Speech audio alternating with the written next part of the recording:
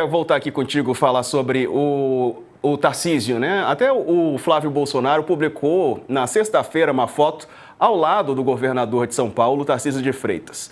Eu e Tarcísio, e chamou de Tarcisão, né, no Rio e em São Paulo, estaremos juntos e com Jair Bolsonaro em qualquer cenário. Minha única certeza é que Lula não será mais presidente do Brasil a partir de 2027. E aí?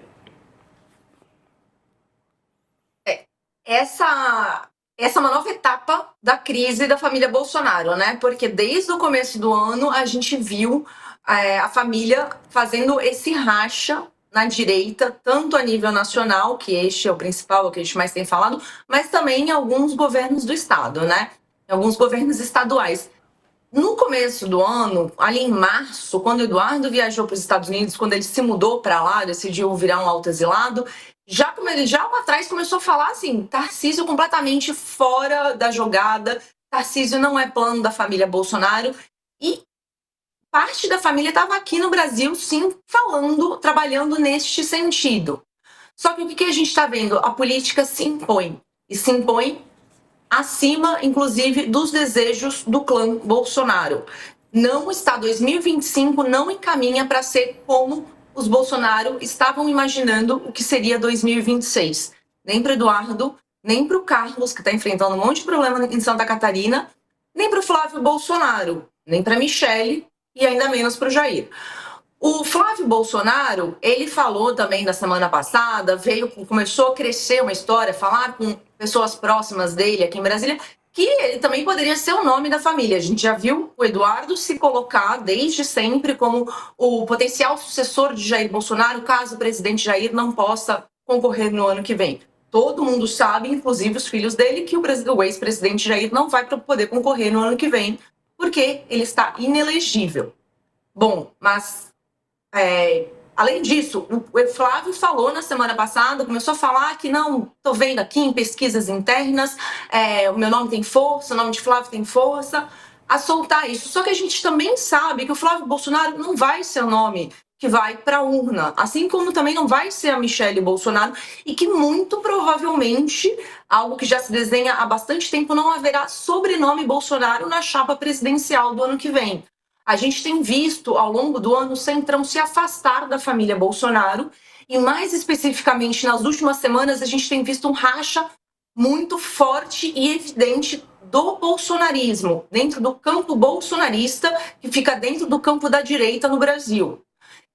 Então, o que acontece? Agora, Flávio, ele e a Michele são considerados os mais políticos, e ele mais do que a Michele, evidentemente, até porque a Michele nunca ocupou cargo público. Mas o Flávio, ele começa a fazer acenos para quem? Para o Tarcísio, que é o nome preferido pelo Centrão há muito tempo, há muitos e muitos meses. O Centrão trabalha, e uma boa parte do PL, inclusive o partido da família Bolsonaro, trabalha para que o Tarcísio se viabilize como o candidato presidencial no ano que vem. O Flávio olha e alguém precisa fazer esse gesto, alguém precisa começar a fazer esse gesto, ainda que seja para soltar a mão do Eduardo, que está lá nos Estados Unidos. Eu não sei em qual momento ou como que isso vai ser feito para o Eduardo refazer pontos com o Tarcísio, que eliminou essas pontes o ano inteiro, mas o Flávio fazendo um gesto já começa a ser algo importante. O Tarcísio se mantém nesse lugar de vou olhar para a reeleição ao governo do estado de São Paulo, que também a gente sabe que não é verdade. Ele sim está trabalhando ao longo do ano, e a gente viu isso em vários episódios, no tarifaço, na anistia, agora também com o secretário dele vindo para cá, no projeto antifacção. Enfim, ele está trabalhando sim nos bastidores para se colocar como presidenciável no ano que vem. Ele sabe que ele tem essa chance agora de concorrer a esse cargo, talvez essa chance não exista em 2030, e todos eles, uma coisa que eu escuto muito do pessoal do Centrão aqui tem que esperar um pouco, porque senão começam a minar demais o nome, começam a bater demais no nome. Então é interessante para toda essa classe política jogar esse jogo e arrastar até março, até abril do ano que vem, que é quando é a data limite, que ele precisa dizer: vou sair candidato a tal cargo, e se for presidente da República, deixar o governo de São Paulo. Diego. Ô, Sakamoto, e depois do Eduardo bater tanto no Tarcísio, o Flávio postar essa foto? O que isso quer dizer, né? Se morde a sopra. Não, exatamente. É que tem processo, para entender a família Bolsonaro também, tem que entender o seguinte: O Bolsonaro é um animal político. Quando eu digo Bolsonaro, é o clã Bolsonaro, é um animal político com diversas cabeças, né? Então, você tem cabeças diferentes que agem de forma diferente. Existe uma divisão de tarefas, inclusive, dentro da família Bolsonaro sempre houve, né? O Eduardo é historicamente o mais radical e com conexões no exterior. O Flávio é o mais político de todos, o mais negociador. Então, existe um processo, né? Algumas pessoas falam que falta demonstrações de lealdade por parte do Tarcísio. Há também toda aquela questão de... Porque assim, existe uma dúvida do que é do day after. Se o Tarcísio ganhar, ele vai declarar perdão para o Bolsonaro. Tá, e aí o STF declara isso inconstitucional. O Tarcísio, recém-eleito, hipoteticamente eleito, se ele ganhar do Lula, ele vai comprar uma briga com o STF, sendo que ele não tem maioria, né, no STF, essa posição de anistia ao Bolsonaro não ter maioria no STF. Mas ele pode ir trocando os membros do STF. Sim, mas isso leva tempo e o Bolsonaro continua preso enquanto isso, né? Então, ele vai comprar uma briga se o STF derrubar uma hipotética anistia? Ou ele vai ficar de boas e falar, eu fiz o que eu tinha que fazer? Então, a família Bolsonaro quer que ele faça uma coisa, provavelmente, os aliados dele vão falar, comprar uma briga com o STF, quando eu disse no começo, não faz sentido, o Bolsonaro que espere. Então, tem muita coisa no meio desse furdúncio todo circulando, né? Não há possibilidade, como colocou a Letícia, de que exista um Bolsonaro na cabeça de chapa com possibilidade real de ganhar, dada, inclusive, a rejeição ao nome da família. O que não significa também que não pode ter alguma composição, não com Michele, mas inclusive com Flávio, né, em algum momento.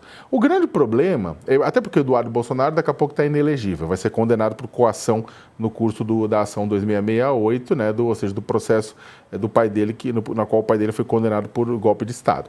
Mas o que acontece é que o Flávio Bolsonaro tem um problema. Todo mundo está falando Flávio, mas é aquilo que eu escrevi no final de semana. O sonho presidencial do Flávio começaria com uma rachadinha, né? Ele tem o quê? Ele tem um BO do tamanho do mundo, por mais que tenha sido arquivado pelo Ministério Público por conta de questões de foro, principalmente, né? Mas ele tem um BO grande, que foi toda aquela investigação do COAF, Ministério Público, imprensa, mostrando que funcionários do gabinete dele, quando ele era deputado estadual na Assembleia Legislativa do Rio de Janeiro, entregavam uma parte significativa do salário de volta para ele.